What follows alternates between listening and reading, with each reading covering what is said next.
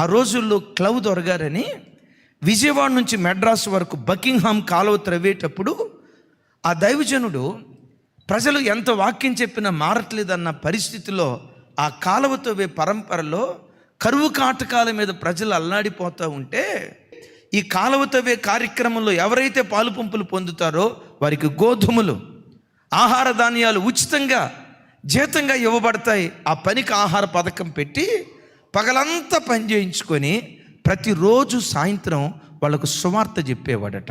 1876 సంవత్సరంలో ప్రకాశం జిల్లాలో గుండ్లకమ్మ వాగు అనే ప్రాంతంలో క్లవ్ దొరగారు ఒకే రోజు 2222 మందికి బాప్తిసం ఇచ్చాడంటండి. ఒకే రోజు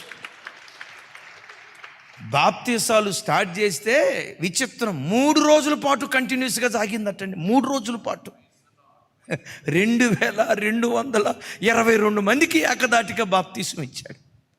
వాళ్ళకు రొట్టె ద్రాక్షారసం ఇస్తూ వాళ్ళ మధ్యలో దైవ సేవకుడు ఇలా చొక్కాయి గుండీలు విప్పి నా చొక్కాయి తీసేయండి అని చెప్తే గుండీలు ఇప్పిన తర్వాత చొక్కాయి తీస్తూ ఉంటే వెనక అంటుకొని పోయింది, రావట్లా.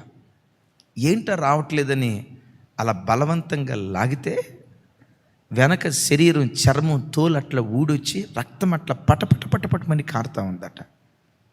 ఏంటయ్యా వీపు ఎలా అయిపోయింది?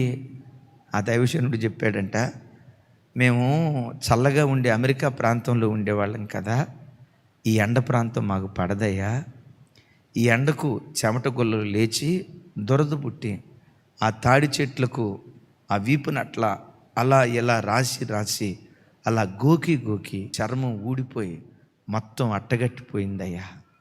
వాళ్ళు ఏడుస్తాయా, మాకు సువార్త నిమిత్తం ఎంత త్యాగం చేసుకున్నావా, నీ రుణం ఎలా తీర్చుకోవాలి?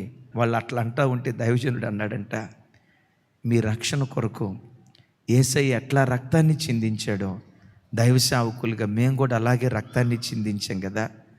మీలో నుంచి కొంతమంది దైవ సేవకులు బయలుదేరాలి, తెలుగు రాష్ట్రాలకు సువార్తను అందించాలి.